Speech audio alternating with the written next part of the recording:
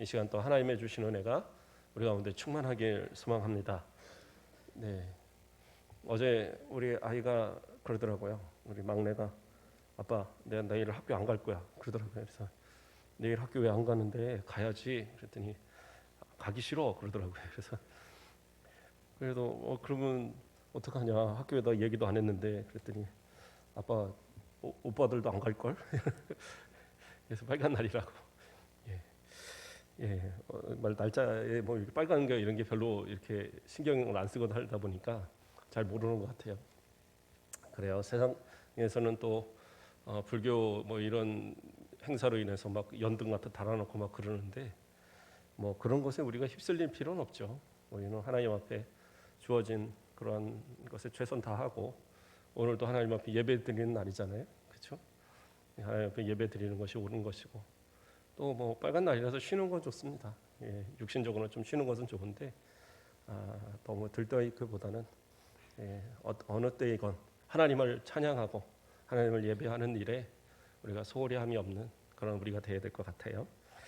오늘 말씀의 제목은 사람의 전통입니다. 사람의 전통. 예, 이스라엘 백성들한테는 하나님의 말씀, 그러니까 구약 성경 외에 미시나라는 그 장로의 유전, 장로의 전통이 있었어요. 이 장로의 전통이라는 건 뭐냐면, 그러니까 하나님께서 주신, 모세를 통해서 주신 그 율법이 적혀 있는 모세 오경, 그리고 또 여러 선지서들, 역사서들, 그러한 이제 성경, 구약 성경이 존재하고, 이것은 이제 글로서 존재하는 성문화되어진 그러한 율법들이에요. 그러한 말씀들이고. 그런데 이제 이 미시나는 이 유대인들이 생각하기에는 모세 때부터 내려오는 그런 그 구전화되어진 그러한 율법으로 그들은 생각을 합니다. 그래서 실제적으로 성경에 나타나는 율법은 그들이 구분하여서 613가지라고 얘기를 하는데, 그런데 이것을 지키기 위한 시행령이라고 표현할까요?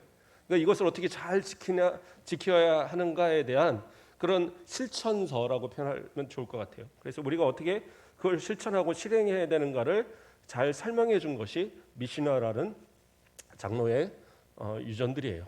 예, 전통들입니다.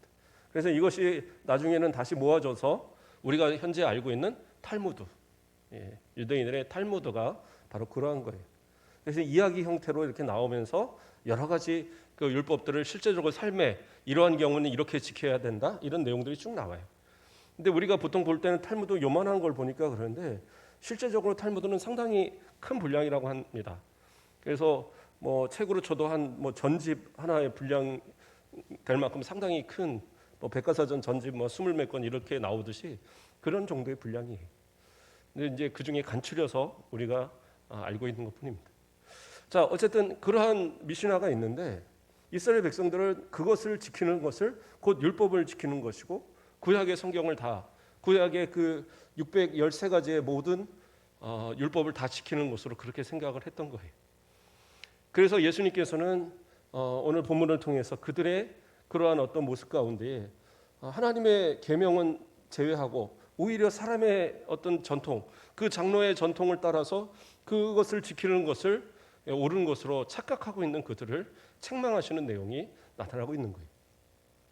그러나 우리가 분명히 알 것은 그러한 어떤 하나님의 말씀을, 계명을 지키기 위한 몸부림 속에서 나오는 그들의 어떤 미시나 장로의 전통, 이게 아예 잘못됐다는 얘기는 아니에요. 왜냐하면 이것을 통해서 하나님의 말씀을 어떻게 더 열심히 잘 지킬까 하는 그러한 몸부림이거든요.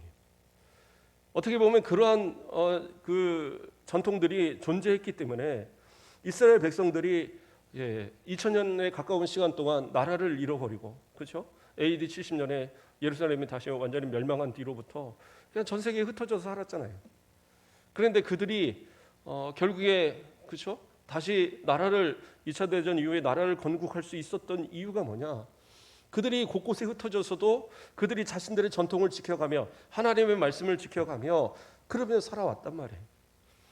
그래서 우리가 잘 아는 것처럼 나치의 그 아래서 아우슈비츠 뭐 이런 그 수용소에서 그 완전 몰살을 당하면서, 그렇죠? 100만 명이 넘는 그 사람들이 다 죽임을 당하고, 그런 가운데서도 그들이 자신들의 정체성을 지키고, 그 뭐 1년, 2년, 뭐 10년, 20년, 100년, 200년도 아닌 1000년이 넘고 2000년이 가까운 시간 동안을 그렇게 지킬 수 있었다라는 것은 정말 대단한 거예요. 비록 그들이 예수 그리스도를 인정하지 않기 때문에 그들이 구원에서는 제외되었다 할지라도 바울 사도도 그들이 언젠가는 돌아올 것이라는 것에 대한 것을 강력하게 피력하고 있거든요. 하나님께서 어쨌든 그들에게 약속하신 그 약속들을 그들은 지키기 위해서 그 미시나를 지키며 탈무드를 지키며 그들이 그러한 전통을 따라서 그들의 정체성을 지켜왔다는 것, 그건 대단한 겁니다.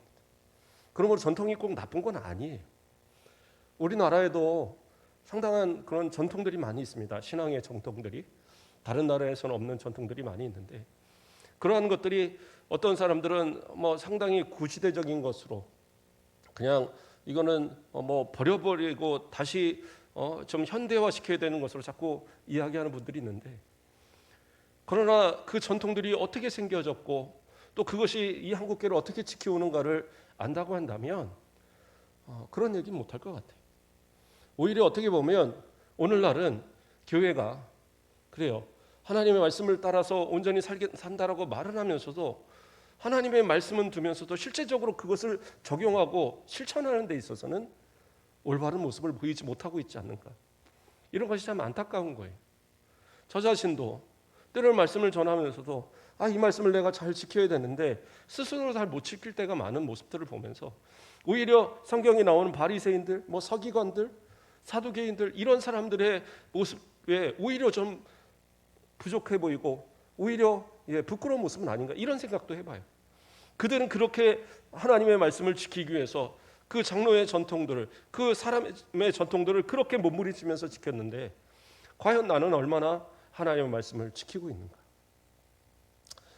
그러므로서 우리나라에 있는 어떤 기독교적 전통 이것을 지켜가는 것도 사실은 신앙의 참 올바른 모습 중에 하나겠구나 이런 생각을 저는 말씀을 준비하면서 해봤어요. 가장 대표적인 전통이 뭡니까?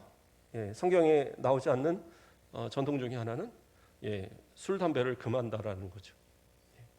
술에 대해서는 물론 술 취하지 말라 이는 방탕한 것이 성령 충만을 받으라라고 말씀하는 것을 통해서 술 취하지 말라. 그래서 술 취하지 말라는 것은 성경이 말하지만 그러면 술을 먹지 말라, 아예 먹지 말라 이렇게 말하는 건 없지 않느냐. 물론 이제 나시린이라든가 이런 규례에 있어서는 독주를 금하고 하는 부분이 분명히 나오지만 성경적으로 봤을 때 완전한 금하는 것은 아니었거든요. 또한 담배나 이런 것에서는 전혀 나타나고 있지 않잖아요. 그래서 저도 궁금했어요. 이러한 전통이 언제부터 생겼느냐. 그래서 저도 뭐 다른 책이나 이런 건 없어서 인터넷을 통해서 막 뒤져서 찾아보니까 어떤 분이 이렇게 잘 정리해서 설명을 했더라고요. 그래서 그 1895년에 우리 장로교에서 가장 먼저 그 세례 문답을 할 때에 그 세례를 받을 자격으로 어떤 것 여러 가지 것을 뭐 우상숭배도 하지 말고 뭐도 하지 말고 이렇게 쭉 나오는 가운데에 그 중에 들어 있는 것이 술 취하지 말라는 거. 그러니까 이때까지는 술을 완전히 먹지 말라는 아니었고 술 취하지 말라라고 1895년에 이야기한 거예요.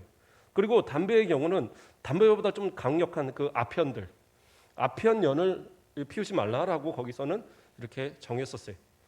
그러니까 아편을 이렇게 말아서 이렇게 피는 그러한 것들이 그 당시에 상당히 만연해 있었던 거예요. 그랬던 이유 중에 하나가 일제 강점기잖아요. 일제 그 치하에 있을 때에 일본이 이 한국을 다스리기에 가장 좋은 방법 중에 하나가 이들의 정신력을 좀 흐려놓기 위한 그 방법을 썼던 거예요. 그래서 술이나 이렇던 그 담배, 특히 그 아편이나 이런 것들을 마구 쏟아 넣었던 거예요. 중국을 그 병들게 했던 것도 사실은 그 일본이 그런 아편을 통해서였잖아요. 그래서 중국이 아편과의 전쟁을 일으키고 지금도 마찬가지로 중국에서는 마약 사범은 아주 강력하게 바로 사형이잖아요. 운반만 해도 사형이고 모르고 했다고 해도 증명이 안 되면 그건 바로 사형이고. 우리나라는 오히려 뭐 초범이면 집행유예고 뭐 또 재범 해봐야 뭐 1년 살고 뭐 그러는데 이거 중국 같은 경우 상당히 강력하게. 그래서 1895년에 그때 장로교에서 정한 것은 술 취하지 말고 아편연을 하지 마는 것. 그리고 뭐 이렇게 도박 같은 거 뭐 이런 거 하지 않는 것, 이런 내용들을 넣어서 이것을 서약하게 하고 세례를 줬던 거예요. 그런데 그렇게 해서도 이 교회의 어떤 그 성도들의 모습들이 잘 변화가 되지 않고 세상이 잘 변화가 되지 않으니까, 그래서 그때는 감리교 쪽에서, 그래서 1897년 2년 뒤에 감리교에서 공식적으로 술을 금지시켰어요. 왜 술을 금지시켰냐 하면, 술을 취하지 말라고 얘기를 해놓으니까 처음에는 자기들은 안 취한다고 말을 해요. 근데 이제 한 잔 먹고 두 잔 먹고 세 잔 먹으면 그 다음부터는 자기가 계산이 안 되는 거예요. 그냥 취해버리는 거예요. 그러니까 의미가 없다라는 거예요. 제가 이 내용을 이렇게 저도 인터넷 보면서 찾아보니까 실제 그렇게 써놨더라고요. 한 잔, 두 잔, 세 잔 이렇게 그게 제어가 안 되니까 아예 금하도록 하자 해서 감리교에서 먼저 금하기 시작했고, 그러면서 모든 교단들이 다 술을 금하게 된 거예요. 그래서 이것이 거의 우리나라에게서 그 1800년대 그 후반에 이미 이 나라에서 전통으로 세워진 거죠. 그도 그럴 것이 그 당시에는 어린아이들까지도 상당히 술과 담배에 쩌들어 있었다고 합니다. 이 아주 심각한 문제였어요. 물론 뭐 그것이 옛날부터 아예 그렇게 해왔다 그건 아닐 것 같아요. 우리가 뭐 조선시대 곤방됨하고 이런 거 이제 보고 하니까 그렇지만 어느 정도 그러한 것이 그 절제되고 하는 부분 문화가 있었던 것으로 아는데, 근데 이제 일제의 어떤 그런 만행이죠. 이것도 하나의 그 어린 아이들부터 아편이나 담배나 뭐 이런 술에 쩌들어서 그 정신을 혼미하게 함으로써 자신들이 그 통치하는데 그것을 이용하고자 그러한 이제 수단으로 삼았던 거죠. 그렇게 해서 이러한 것들에 대해서 교회가 앞장서서 선교사들이나 이런 분들이 앞장을 서서 이것을 교회가 금하기 시작하고, 그러면서 교회는 그 전통이 생긴 거예요. 담배의 경우는 아편뿐만 아니라 이제 그 이후에 1899년에 또 이제 그 어떤 교회의 연합체 쪽에서 그러니까 그 조항을 이제 건의를 한 거예요. 이거는 약간 이제 보건적인 입장에서 그 이화학당을 중심으로 한 그쪽에서 이제 먼저 이야기가 됐던 건데, 어린 아이들이나 이런 아이들 앞에서 부모들이 흡연을 함을 통해서 아이들이 그 흡연을 배우게 된다라는 거예요. 그러니까 그 아이들의 흡연을 통해서 아이들의 정신 건강이나 육체적으로 이것이 큰 피해가 있으니까 부모들도 아예 그리스도인들은 그것을 금하자, 그것을 주장했고 그것이 교회 전통으로 자리 잡은 거예요. 그러니까 성경적인 어떤 근거라기보다는 그것이 성경적인 어떤 의미에서 접근을 한 거죠. 고린도전서 10장 23절에서 24절을 보면 모든 것이 가하나 모든 것이 유익한 것은 아니요 모든 것이 가하나 모든 것이 덕을 세우는 것은 아니니 누구든지 자기 유익을 구하지 말고 남의 유익을 구하라, 이렇게 말씀이 나오거든요. 그러니까 내 자녀의 유익, 다른 사람들의 유익, 교회의 유익, 그러한 어떤 유익을 위해서 내가 절제해야 된다라는 사실, 그것을 전제로 해서 교회는 그 술과 담배를 금하자, 이것이 전통으로 자리 잡은 거예요. 그래서 이것을 교회의 결정을 따라서 모든 교단들이 다 술을 금하고 그것을 금하는, 또 담배를 금하고 그리고 신앙생활을 하는 것이 전통화되어져서 내려온 겁니다. 물론 오는 날 보면 그래요. 저도 이제 감리교에서 먼저 시작했다는 건 처음 알았어요. 술을 완전히 금했다라는 것을 제가 이제 찾아보면서 처음 알았는데, 그런데 솔직히 얘기하면 장로교 교단들은 지금도 이제 강력하게 그런 술과 담배에 대해서 금하고 있는데, 가장 앞장서서 술 먹어도 되라고 말하는 쪽이 이 감리교 쪽이. 실제로 교회에서는 그러지 않는데 뭐 신학생들이라든가 이런 사람들이 아주 좀 그런 성향이 좀 있어요. 어떻게 보면 그들도 그들의 전통을 모르는 거죠. 저희는 장로교에서 당연히 술을 먼저 금했을 줄 알았는데 오히려 장로교는 술 취하지 말라는 정도에서 시작을 했고, 감리교 쪽에서는 아예 그것을 금지하는 것으로 이렇게. 그래서 이거 이런 면에서는 우리가 좀 나중이었구나. 그런데 이러한 전통이요 교회 내에서 계속되면서 세상 사람들조차도 이제 교회 다니는 사람은 술이나 담배를 하지 않는다라는 것으로 인식이 돼버린 거예요. 그러면 이때부터는 어떻게 되느냐? 이것이 성경에서의 문제가 아니라 우리가 다른 사람들에게 어떤 그 인식에 대해서 그리스도인이 이 올바르냐 아니냐의 평가의 기준으로 사람들이 삼기 시작했다라는 거예요. 앞에서야 아이 뭐 술 먹어도 괜찮아, 담배 피워도 괜찮아. 그런데 뒤에서는 그 사람을 평가한단 말이에요. 저는 뭐 제 친구 와이프 하나가 이제 초등학교 때부터 동창인데 제 앞에서 그러더라고요. 아이, 남자는 그래도 술 한 잔 정도는 하고 그러고 이렇게 어울릴지도 알고 그래야 되는데 못 그러는 사람들 보면 쫌생이 같고 뭐 그 얘기를 막 하는 거예요. 그래서 이거 나들으라고 하는 소린가. 그래서 제가 그 친구한테 그러면 나는 쫌생인가? 그랬어요. 그랬더니 이 친구가 가만히 멈칫하더니 내가 있다는 사실을 생각을 못한 거예요. 그러더니 하는 말이 만약에 네가 술을 한다거나 담배를 핀다거나 그러면 나는 널 친구로 생각하지 않을 거다. 다시는 만나지 않았을 거다. 그런데 내가 유일하게 믿는 그리스도인이 너다. 저한테 그렇게 얘기를 해주더라고요. 그러므로 너는 그래서는 안 된다. 때로는 그리스도인들을 그렇게 평가하는 거예요. 자기들끼리는 한 잔, 뭐 자기들끼리는 같이 뭐 담배 이게 옳다고 보는데 그러나 그리스도인들은 안 되라는 생각을 갖고 있는 거예요. 근데 앞에서는 에이 괜찮아. 제가 군대 있을 때도 제 이제 일주일 먼저 온 고참이죠. 나중에 그냥 동기로 친구를 했는데 이 친구가 목사님 아들이에요. 근데 이제 군대 들어왔는데 교회를 안 가요. 예. 그리고 술 엄청 잘 먹어요. 담배도 잘 피고. 그래서 제가 야, 너 목사님 아들인데 이러면 안 되지 않느냐 그랬더니 아이, 사회 나가서 끊으면 돼. 그러고 막 열심히 하는 거예요. 그러니까 고참들한테는 이쁨을 받아요.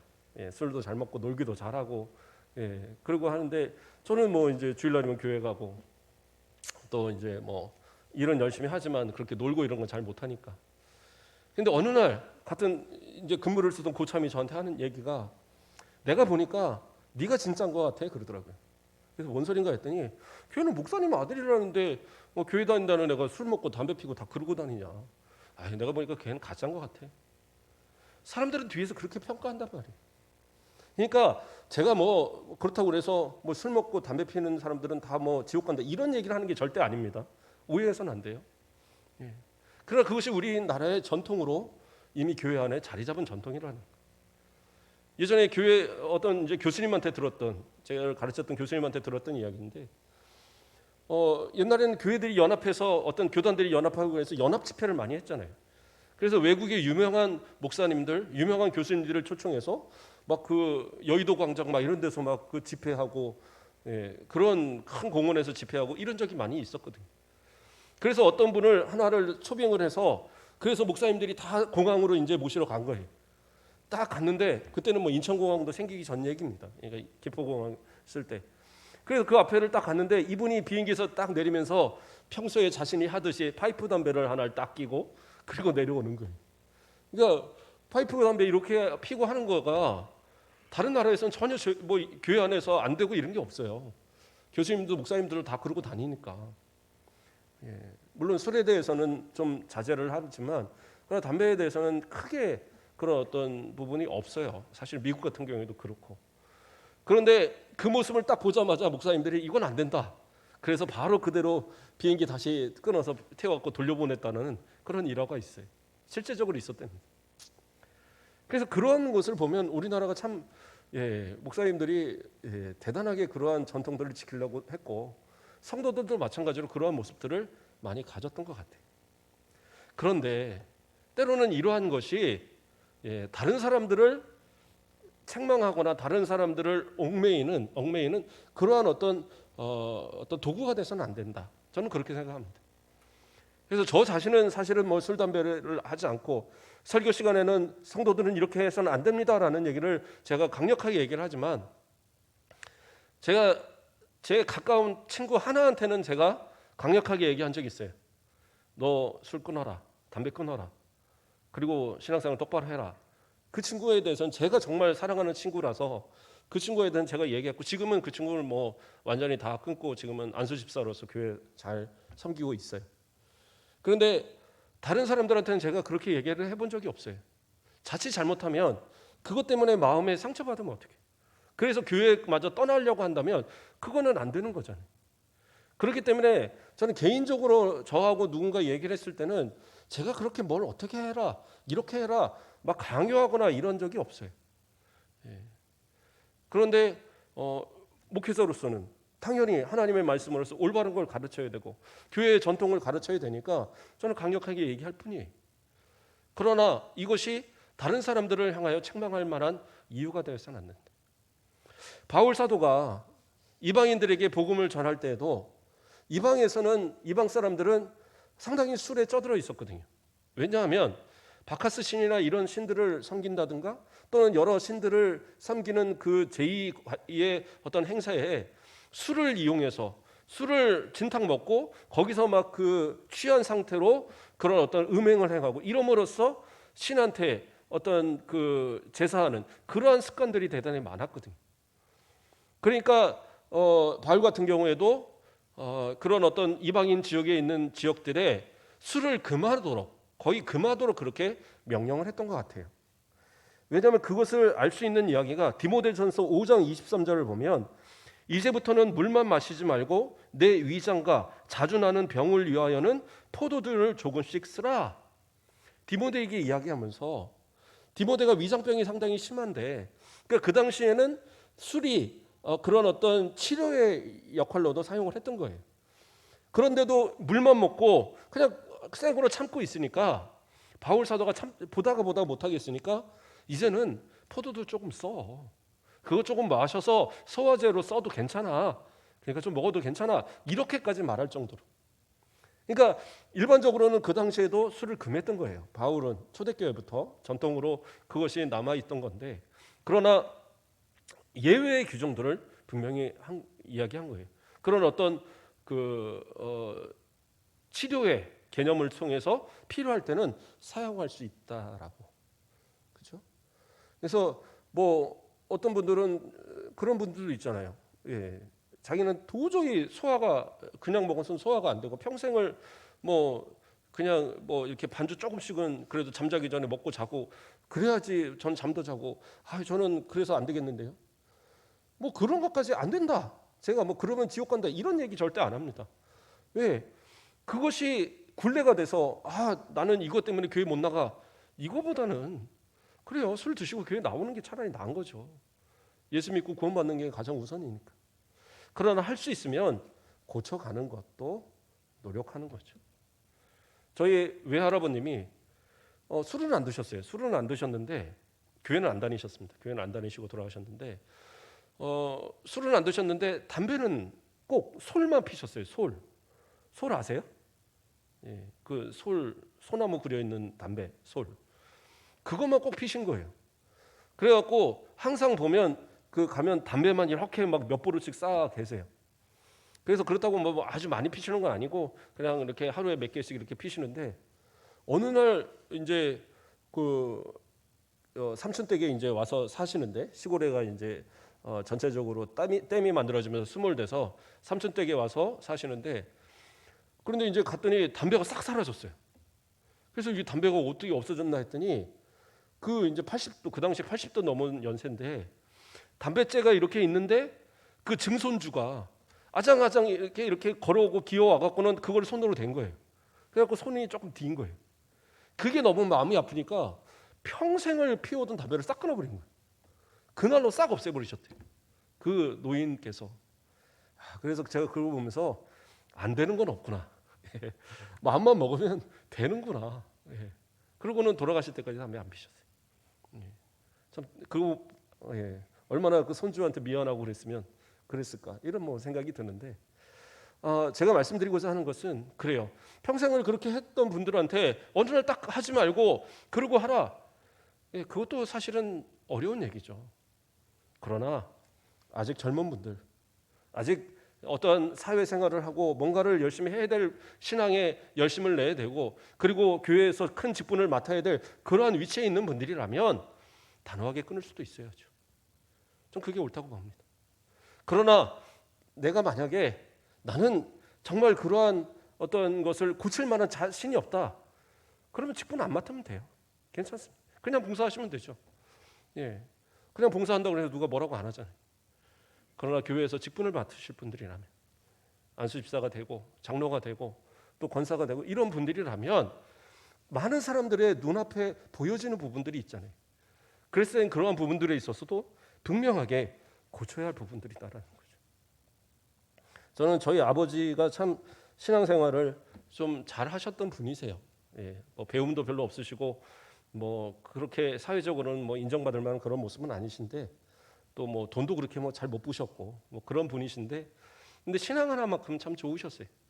제가 어렸을 때 기억입니다. 초등학교 뭐 몇 학년 한 3, 4학년 때 기억에 어느 날 아버지가 그러시는 거예요. 야, 병원에서 아빠 맥주 먹어야지 병 낫는다는데 맥주 한 병만 먹으면 안 될까? 물어보시더라고요. 그러니까 지금 생각해 보니까 무슨 요로 결석 뭐 이런 게 생긴 거예요. 근데 저는 이제 어렸을 때 안 먹어야 된다고 배웠으니까 아빠 안 돼요. 그거 먹으면 안 되는 거예요. 그럼 지옥 가요. 막 이제 어린 마음에 그렇게 대답을 했던 것 같아요. 그러니까 아버지가 이제 나중에 얘기를 해주시는 거예요. 솔직히 맥주 한 병을 숨겨 갖고 와서 장롱 어딘가 숨겨놨대요. 그걸 의사가 먹으라고 하니까 그랬는데 차마 아들이 안 된다고 그러는데 먹을 수 없어서 그냥 갖다가 뭐 버렸다고 그러시더라고요. 그런 어떤 걸 보면서 참 예. 그러다가 어쨌든 은혜로 잘 나으셨다고 하는데 예, 뭐 그런 것을 먹었다고 해서 그것이 죄냐? 그건 아닌데 그 아들한테 어린 아들한테 이것이 거짓말하거나 어린 아들한테 잘못 보이는 것이 싫어서 그것을 참으셨다라는 얘기를 들으면서 참 감사하더라고요. 그래서 저는 아버지를 참 존경하는데 그런 어떤 신앙의 모습 속에서 다른 사람들에게 덕이 되지 못하는 것, 다른 사람들에게 유익이 되지 못하는 것, 아무리 나는 자유롭고 아무리 내 신앙은 뭐 이것은 신실하다고 해도 다른 사람에게 유익이 되지 않는 것이라면 내가 그것을 금할 수 있는 것이 그것이 올바른 신앙의 모습이 아닐까. 그게 바로 우리 교회의 전통이었다라고 말씀을 드리는 거예요. 물론 다시 말씀드리지만 제가 설교를 통해서는 이렇게 강력하게 얘기를 합니다. 그러나 개인적으로 누가 찾아와서 목사님 저는 술 못 먹겠는데 어떻게 하나요? 그렇다고 해서 뭐 마귀야 물러가라 이런 절대 안 그럽니다. 절대 안 그러니까 오해하지 마시고 그러나 신앙이 자라가면 믿음이 자라가면 어느 순간 내가 끊어야겠구나 노력하게 되고 그러면서 끊어가는 거죠. 지금 못했다고 괜찮습니다. 그런데 조금씩 끊어가자고요. 그렇게 해서 끊어가는 거죠. 이거 보니까 여기 계신 분들은 아무도 할 만한 사람이 없는데 이런 건 주일날 설교를 해야 되나 모르겠습니다. 그러나 어쨌든 우리 교회 안에 있는 그런 전통들 그 외에도 여러 전통들이 있죠. 주일을 성수하는 전통 또 뭐가 있을까요? 여러 가지 그런 교회 내 어떤 질서에 대한 전통들도 상당히 우리나라는 있어요. 그래서 약간 유교적 문화가 섞여 있어서 그런 면도 있지만 교회 내에서 어른들을 공경하는 것 또는 그런 어떤 직분에 따라서 그 직분에 따라서 또 공경을 표하는 것 이런 것들도 사실은 교회의 전통으로 우리나라에 잘 남아있는 전통 가운데 하나인 것 같아요. 그런 가운데에 오늘 본문의 이야기를 조금만 더 이야기하도록 하겠습니다. 오늘 본문에서는 그러한 어떤 내려오는 전통 그 사람의 전통 그 장로의 정통을 따라서 예수님과 제자들에게 어떤 그 책을 잡으려 하는 그 바리새인들 이 서기관들의 어떤 모습들이 나타나고 있어요. 그러니까 이 바리새인들은 어디의 사람들이냐면 예수님은 지금 어디에서 보통 주로 활동하고 계십니까? 복음의 초기에 가버나움을 중심으로 해서 갈릴리 일대였어요. 그러니까 그 갈릴리 호수를 중심으로 그 동그랗게 다 그쪽에서만 활동을 하시고 한쪽의 활동이 끝나면 언제나 가버나움으로 돌아와서 그곳에서 다시 준비해서 또 선교 여행을 출발하시고 항상 그렇게 하셨거든요. 그러니까 다시 가버나움에 도착하셔서 그곳에서 복음을 전하시는 그 가운데에 예루살렘으로부터 그 유대에 속한 그 예루살렘은 저 밑에 지방이란 말이에요. 거기서부터 일부러 와서 예수님을 사람들이 따른다는 소식을 듣고 예수님한테 책망을 잡으려고 정말 여러 가지 이제 수를 쓰는 거예요. 그래서 말씀으로서는 예수님이 전하시는 말씀으로서는 책을 잡을 방법이 없으니까 그들이 하는 행동, 예수님과 제자들이 하는 행동에서 그것에 이제 문제를 찾기 시작하는 겁니다. 그래서 눈을 이렇게 부라리고 보다 보니까 이제 뭐 여러 가지 이야기들이 나오잖아요. 보면 안식일에 병자를 고치는 것 같고 문제를 삼기도 하고 또는 그 세리들과 같이 뭐 먹는 것을 가지고 문제를 삼기도 하고 그렇죠? 뭐 여러 가지 문제를 삼는데 오늘 본문에서는 손을 씻지 않고 음식을 먹는 것을 가지고 문제를 삼았어요. 아니 어떻게 장로의 유전을 따라서 꼭 손을 씻어야 되는데 왜 손을 씻지 않고 먹느냐? 부정한 손으로 음식을 먹었으니까 너희들은 죄를 진 거다. 이렇게 정죄하고 나서는 거예요.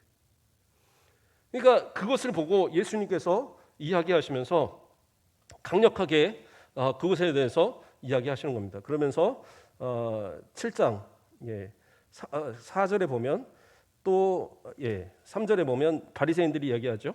바리새인들과 모든 유대인들은 장로의 전통을 지켜 손을 잘 씻지 않고는 음식을 먹지 아니하며 또 시장에 돌아와서도 물을 뿌리지 않고서는 먹지 아니하며 그 외에도 여러 가지를 지켜 오는 것이 있으니 잔과 주발과 놋그릇을 씻음이더라. 이렇게 나와요. 그러니까 이렇게 씻는 그런 어떤 이 관습들, 또 물을 뿌리는 그런 관습, 그리고 손을 씻는 이런 관습이 장로의 유전으로, 장로의 전통으로 이것은 꼭 지켜야 되는 거로, 이것을 지켜야지만 율법을 잘 지키는 것으로 그들이 그렇게 해왔다라는 거예요. 그런데 이 5절에 보면 이에 바리새인들과 서기관들이 예수께 묻되 어찌하여 당신의 제자들은 장로들의 전통을 준행하지 아니하고 부정한 손으로 떡을 먹나이까? 그러니까 이건 뭐예요? 율법을 어겼다라고 그는 얘기하는 거예요. 그러니까 장로의 유전은 율법을 잘 지키게 하기 위한 도구이기 때문에, 그러니까 장로의 유전을 어기면 당연히 율법을 어긴 거다, 이렇게 책망하고 있는 겁니다. 그래서 왜 부정한 손으로 떡을 먹느냐 이렇게 외쳤는데, 그런데 놀라운 거는 율법에는 손을 먹기 전에 손을 씻으라는 내용이 하나도 없어요. 어느 것에도 나오지 않습니다. 그것은 그냥 장로의 유전에 자신들이 만들어 놓은, 조상 때부터 만들어 놓은 그러한 그냥 시행령에 자기들끼리 만들어 놓은 거예요. 그런데 이것이 굴레가 되어 갖고 마치 손을 씻지 않고 음식을 먹으면 죄를 범하는 걸로, 부정한 손으로 먹어서 그 부정한 것이 내 몸으로 들어와서 내가 죄인이 되는 걸로 그렇게 생각을 하는 거예요. 그래서 그것을 가지고 예수님과 제자들을 책망하고 있어요. 그러니까 예수님이 뭐라고 얘기하시느냐? 그 8절 말씀에 우리가 읽었던 8절과 9절에서 너희가 하나님의 계명은 버리고 사람의 그 전통을 지키느니라. 그러니까 하나님의 계명은 그런 것이 없는데 오히려 사람의 전통 가지고 하나님의 계명인 양 사람을 향하여 책망하고 있는 거예요. 그래서 뭐라고 그래요? 너희가 너희 전통을 지키려고 하나님의 계명을 잘 저버리는도다. 단순히 지금의 이 문제뿐만 아니라 오히려 이 장로의 전통을 이용해서 하나님의 계명, 하나님께서 주신 계명을 오히려 어기는 그러한 일들이 많이 있더라, 그 얘기를 하는 거예요. 그러면서 예로 든 것이 우리가 어버이 주일에도 살폈던 거지만 고르반이라는 제도를 이야기하고 있어요. 그러니까 고르반이라는 것이 하나님께 바쳤다, 이런 의미예요. 그러니까 하나님께 다 바쳐졌다라고 하면 부모를 향해서 내가 그 부모 공경에 대한 의무를 지키지 않아도 되는 걸로 그렇게 이들은 인정해 버렸다는 거예요.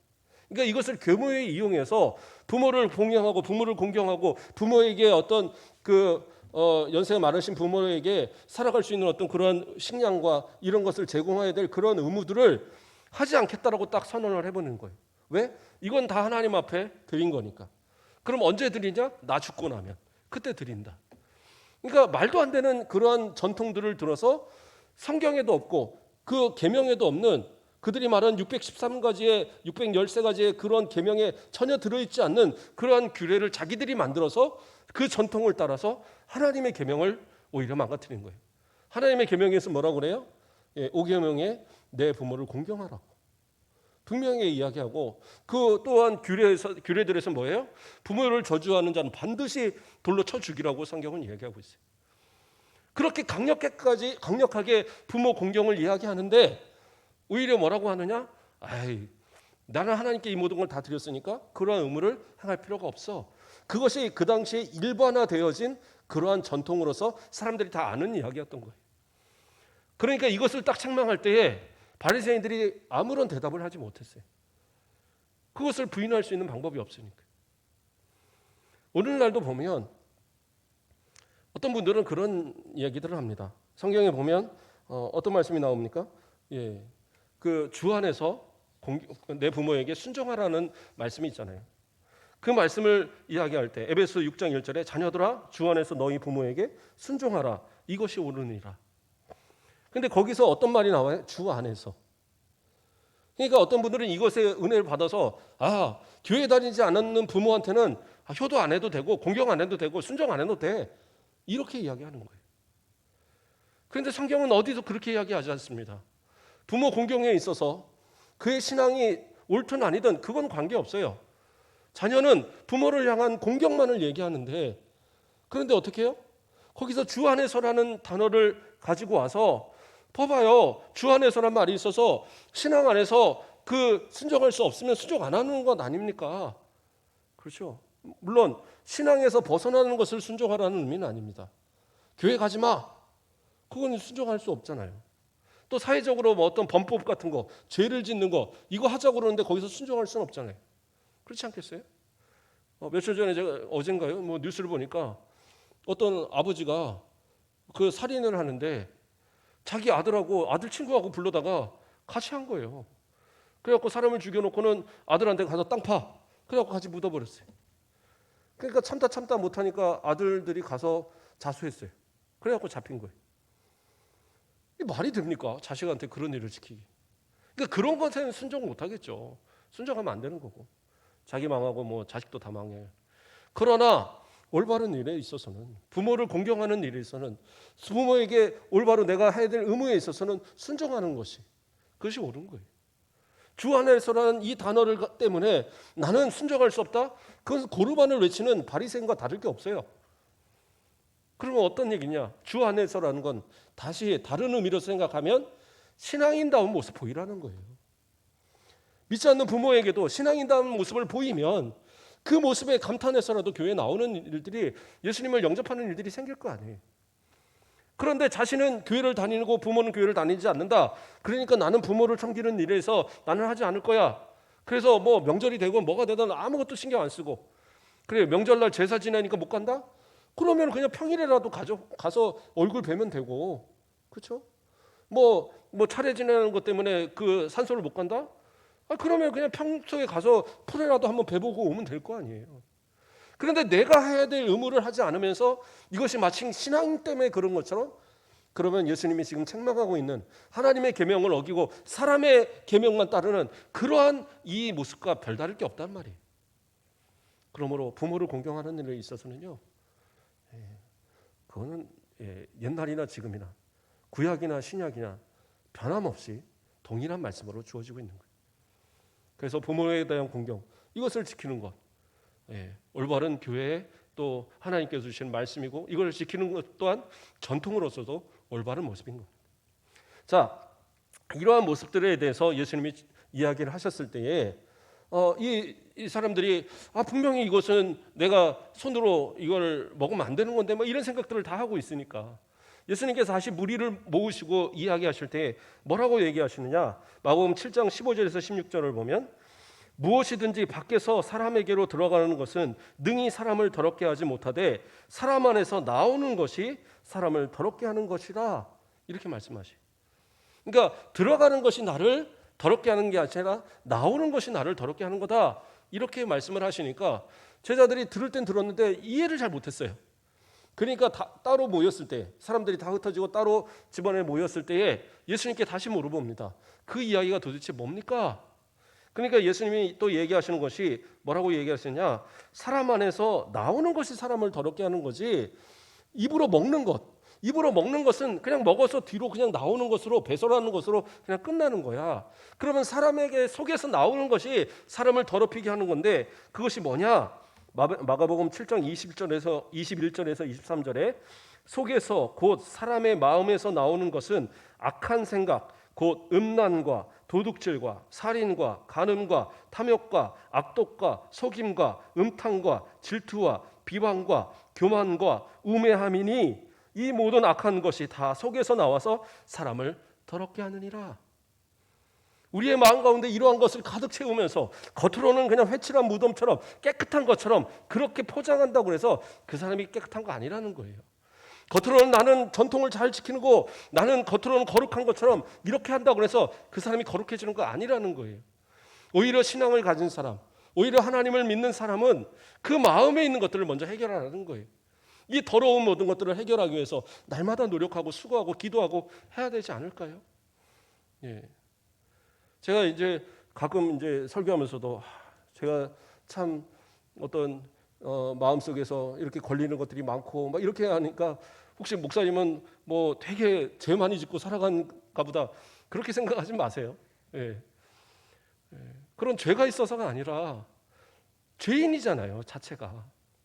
그리고 아무리 내가 좋은 마음을 먹고 가지고 살아가려고 해도 때로는 내 마음 가운데도 죄의 마음들이 자꾸 자리 잡잖아요.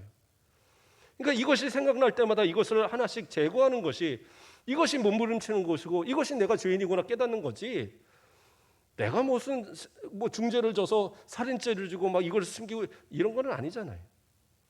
우리 성도들도 마찬가지고. 기도를 하고 회개를 할 때 어떤 분들은 얘기를 해요. 나는 회개할 만큼 그렇게 죄진 게 별로 없다. 아무리 생각해도 죄진 게 별로 없는데 뭐 그렇게 뭐 회개를 하고 눈물을 흘리고 뭐 이러냐. 그런데 진짜 죄가 없어서가 아니라 그 사람들이 그 죄를 깨닫지 못하니까 그러는 거예요. 이 안에 있는 이 악독한 것들이, 이 안에 있는 여기 말하는 악한 생각, 음란, 도둑질, 살인, 간음, 탐욕, 악독, 속임, 음탕, 질투, 비방, 교만, 우매함, 이 모든 것이 내 안에서 막 가득한데 이걸 모르니까, 깨닫지 못하니까 회개하지 못하는 거예요. 그러나 이 모든 것을 제거하라는 거예요. 먼저 제거하고 그러한 모습 속에서 하나님 앞에 회개하고 하나님께서 예수 그리스도의 피로 우리를 정결하다 씻어주시면 그 마음 가운데서 정말 평안함을 누리고 하나님 앞에 신앙생활할 수 있지 않겠어요? 그러나 이러한 신앙의 어떤 체험이 없으면 항상 겉으로만 그냥 사람의 계명만을 지키고 살아가는 것이지 진짜 하나님의 계명을 지키지 못하고 신앙이 아닌 겉으로만 신앙이 있는 것처럼 그렇게 포장하고 살아가는 그런 모습이 된단 말이에요. 그러지 말자라는 거예요. 저는 우리 성도들한테 제가 우리 순천 가옥교회에서 제 평생을 내가 이곳에서 이 사역하면서 제가 정말로 끝까지 포기하지 않고자 하는 마음이 이런 거예요. 하나님 말씀이라고 한다면, 이것에서 우리에게 말씀하신 거라면 정말로 지켜야 되잖아요. 그러라고 주신 말씀이니까. 사람에게 보이고자 함이 아니고 누구한테 잘 보이고자 함도 아니고. 제가 그런 얘기도 했죠. 목사님 말씀 은혜 받았어요, 이런 얘기도 하지 마시라. 그것이 아니라 내 안에서의 변화가 일어나셔야 돼요. 그렇게 해서 진짜 달라진 모습 가지고, 그래서 하나님의 계명을 지키는 사람, 사람의 전통이나 사람의 계명이 아닌 하나님의 계명을 지킴으로써, 하나님의 말씀을 지킴으로써 구원에 합당한 신앙의 삶을 살아감으로써 진짜 믿음으로써 구원받은 사람들이 되어야 되잖아요. 그것을 포기할 수 없는 것이 저의 간절한 소망입니다. 우리 성도들 세상 살아가는 동안에 힘들고 어려우면 기도하시고, 그래도 힘들면 저한테 기도해달라고 얘기하세요. 우리 권사님, 나이 드신 권사님들 가끔 기도해달라고 할 때마다 진짜 마음이 아파요. 자녀들을 위해서. 본인들 막 힘든데도 하나같이 자녀들을 위해서. 그러니까 같이 기도하고, 그리고 나 힘 있는 것 같아도 아니에요. 다 기도 아니고 해결할 수 있는 문제가 어디 있어요. 같이 기도하고, 그래서 이 힘든 세상 잘 승리해서 주님 앞에 설 때에 잘했다 칭찬받는 그러한 우리 모든 성도들 되시길 주님의 이름으로 축복합니다. 기도하겠습니다. 사랑의 하나님, 감사를 드립니다. 우리를 사랑하여 주시고 우리를 하나님의 자녀로서 부끄럽지 않도록 이 땅을 살아갈 수 있도록 이끌어 주시고 인도하심을 감사를 드립니다. 사람의 전통을 따라서 하나님의 계명을 저버린 자들이 되지 않게 하시고 하나님의 계명을 온전히 지키기 위해서 우리에게 주어진 전통들도 잘 지켜가는 그러한 믿음의 사람들 되도록 인도하여 주시옵소서. 기도하는 모든 소망 가운데 하나님 함께하여 주셔서 끝까지 믿음 흔들리지 않고 우리 안에 있는 이 악한 것들을 다 제거시켜가며 오직 주님의 바라보시기에 합당한 믿음의 삶을 살아가는 우리 모든 성도들 되도록 인도하여 주시옵소서. 감사합니다. 예수 그리스도의 이름으로 기도드립니다. 아멘. 감사합니다.